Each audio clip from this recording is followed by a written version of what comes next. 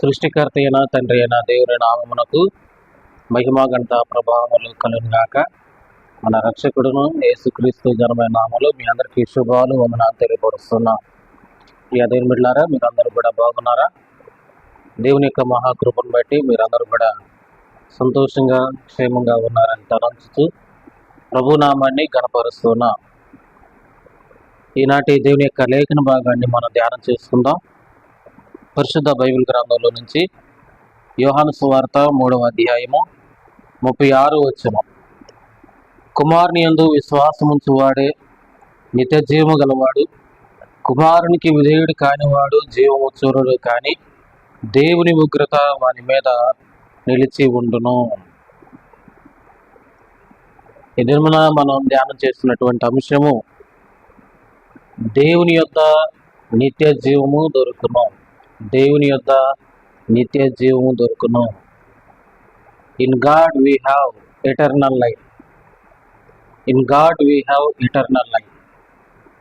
చదువుకున్న వాక్యంలో కుమారుని యందు విశ్వాసముంచువాడే నిత్య జీవము గలవాడు. ఈ కుమారుడు ఎవరు? దేవుడు పంపించిన తన ఏకైక కుమారుడు ప్రభు అయినటువంటి యేసుక్రీస్తు. యేసుక్రీస్తునందు ఎవరైతే విశ్వాసం ఉంచుతారో వారికి దేవుడిచ్చేటువంటి బహుమానము ఎటర్నల్ లైఫ్, నిత్య జీవము. నిత్య జీవం అంటే నిత్యము జీవించటం. మానవుడికి ఉన్న ఆశల్లో ఎక్కువగా కోరుకునేది ఏంటంటే, నేను ఎక్కువ సంవత్సరాలు బ్రతకాలి, నేను ఎక్కువ సంవత్సరాలు బ్రతకాలి. మానవుడికి ఉన్నటువంటి ఆశ మరి భూమి మీద అయితే నెరవేర్చబడదు. ఎందుకంటే భూమి మీద మానవుడికి ఆయుష్ తక్కువ కాలం మాత్రమే ఉన్నది. అంటే బైబిల్ చెప్పిన పరిమాణం ప్రకారం 70 సంవత్సరాలు, అధిక బలం ఉంటే 80 సంవత్సరాలు.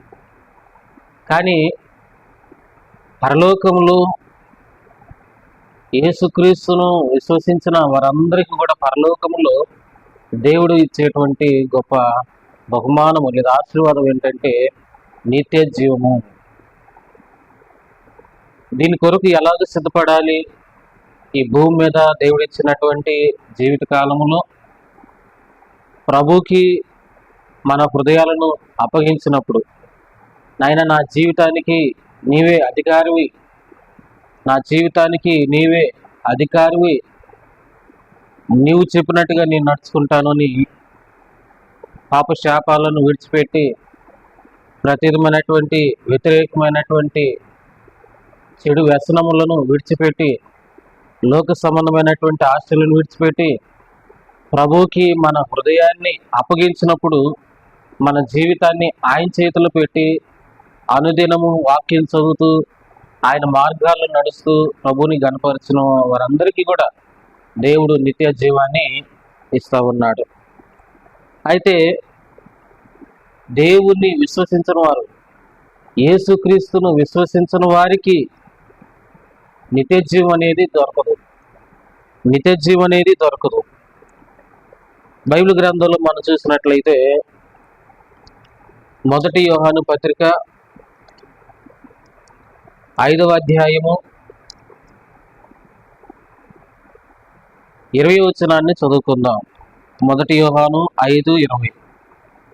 మనము సత్యవంతుడైన వానిని ఎరుగవన్నని దేవుని కుమారుడు వచ్చి మనకు వివేకం అనుగ్రహించి ఉన్నాడని ఎరుగుదుము. మనము దేవుని కుమారుడైన యేసుక్రీస్తు నందున్న వారమై సత్యవంతుని ఎరుగుదుము, సత్యవంతుని ఎందున్నాము. ఆయనే నిజమైన దేవుడును నిత్య జీవమునై ఉన్నాడు. బైబిల్ గ్రంథం సెలవిస్తున్నటువంటి మాట. ఆయనే నిజమైన దేవుడును నిత్య జీవమునై ఉన్నాడు. నిత్య జీవమునై ఉన్నాడు. నిత్య జీవం అంటే యేసుక్రీస్తును ఎరుగుటయ్యే.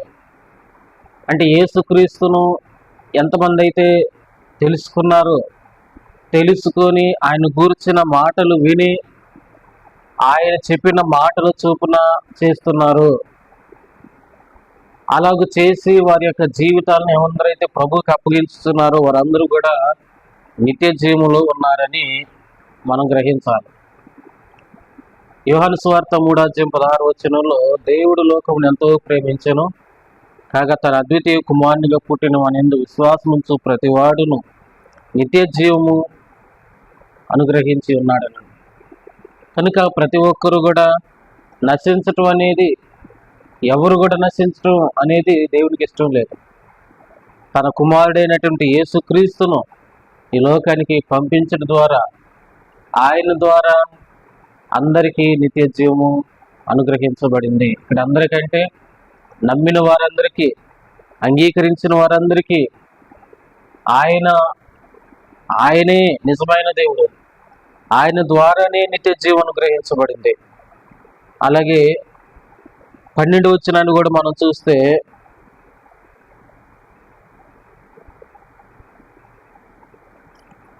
మొదటి యోహాను రాసిన పత్రిక 5వ అధ్యాయము 12వ వచనం, దేవుని కుమారుని అంగీకరించువాడు జీవము గలవాడు, దేవుని కుమారుని అంగీకరింపని వాడు జీవము లేనివాడే. క్రీస్తు యొక్క జీవాన్ని కలిగి ప్రతి ఒక్కరు కూడా బ్రతకాలి. అది ఏ జీవము? నిత్య జీవము. పరిశుద్ధాత్మ ద్వారా ప్రతి ఒక్కరు కూడా నడిపించబడుతూ ఆయన ద్వారా జీవించాలి. మనలో పాపం ఉన్నంత వరకు పరిశుద్ధాత్మ దేవుడు మనలో ఉన్నాడు. మనం ఎప్పుడైతే పాపాన్ని, అపవిత్రతను, అపవాది సంబంధమైన లోకాశలను ఎప్పుడైతే విడిచిపెడతామో అప్పుడు పరిశుద్ధాత్మ దేవుడు మనలో వసిస్తాడు. కనుక దేవుని కుమారుని అంగీకరించటం అనేది ప్రాముఖ్యమైనటువంటి విషయం. అంగీకరించాలి, ఒప్పుకోవాలి, విశ్వసించాలి. నాకు తెలుసులండి, చిన్నప్పటి నుంచి వెళ్తున్నామండి, చిన్నప్పటి నుంచి వింటున్నామండి, ఇది కాదు. నువ్వు ఎప్పటి నుంచి నువ్వు తెలుసుకున్నా నీ హృదయం ఆయనకి అప్పగించావా లేదనేదే ప్రాముఖ్యం. ఆయనలో నీవు ఉన్నావా లేదనేదే ప్రాముఖ్యం. నీలో ఆయన వాక్యం ఉన్నదా లేదా అనేదే ప్రాముఖ్యం. కనుక ప్రతి ఒక్కరికి కూడా యేసుక్రీస్తు నిత్య జీవాన్ని ఇవ్వాలని ఒక ఉద్దేశాన్ని ఆయన కలిగి ఉన్నాడు. ఆయన యుద్ధే నిత్య జీవం దొరుకున్నాం. కాబట్టి సమయాన్ని వృధా చేసుకోవడం, నానా ఇబ్బందులకు గురి కావడం, నానా సమస్యలకు లోనై వివిధమైనటువంటి నష్టాల్లోకి, వేదనలోకి నువ్వు వెళ్ళడం నిన్ను ప్రేమించిన, నిన్ను సృజించిన నీ తండ్రి అయిన దేవునికి ఎంత మాత్రం కూడా ఇష్టం లేదు. ప్రభు అయినటువంటి యేసుక్రీస్తునందుకు రా, నీకు సమాధానం దొరుకుతుంది. ప్రభు అయినటువంటి యేసుక్రీస్తునందుకు రా, నీకు నిత్య జీవం దొరుకుతుంది. ప్రభు అయినటువంటి యేసుక్రీస్తునందుకు రా, నీకు క్షమాపణ దొరుకుతుంది. ఎప్పుడంటే నీవు విశ్వసించి ఆయన ఉన్నాడని, ఆయన నిత్య జీవాన్ని ఇవ్వగలడని, ఆయన ద్వారానే పరలోకము దొరుకుతుందనేటువంటి విషయాన్ని నీవు అంగీకరించినప్పుడు, విశ్వసించినప్పుడు తప్పకుండా దేవుని రాజ్యంలో నీవు ఉంటావు. కనుక నేటి దినమున ప్రభు నీతో మాట్లాడుతున్నటువంటి మాట, నువ్వు ఇంకనూ నిర్లక్ష్యముగా కాకుండా ప్రభువుని అంగీకరించి నిత్య జీవాన్ని పొందుకొని దేవుడు పంపించినటువంటి యేసుక్రీస్తును నీ హృదయం ముందు చేర్చుకొని ఆయన చెప్పిన మార్గంలో, త్రోవలో నడవటానికి పరిశుద్ధాత్మ దేవుడు నీకు తోడుగా ఉండి అటు కృపా సమాధానాలు మీ అందరికీ మెండుగా దయచేయనుగాక. ఆమేన్. ప్రార్థన చేసుకుందాం. దయగల మా తండ్రి, పరిశుద్ధుడా, మహోన్నతుడా యేసయ్య, మీకు నామానికి స్తోత్రాలు.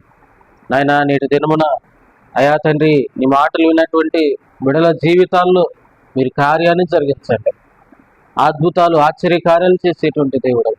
అన్నిటికన్నా అద్భుతము నాయన నిన్ను కలిగి ఉండటమే, యేసుక్రీస్తుని ఎరుగటే నిత్య జీవమని నాయన ఎందరైతే వారి యొక్క హృదయాలను మీ చేతిలో పెడుతున్నారో అటు వారందరికీ కూడా నూతన జీవము, నూతన సంతోషము, సమాధానాలు మీరు దయచేయండి.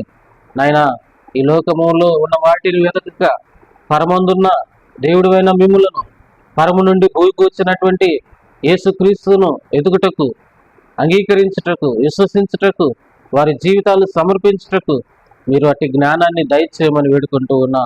నాయన పాప శాపాల్లో నలిగిపోతున్న వారిని, కృంగిపోతున్న వారిని, వేదన పడుతున్న వారిని నాయన మీరు ఆదరించండి, బలపరచండి.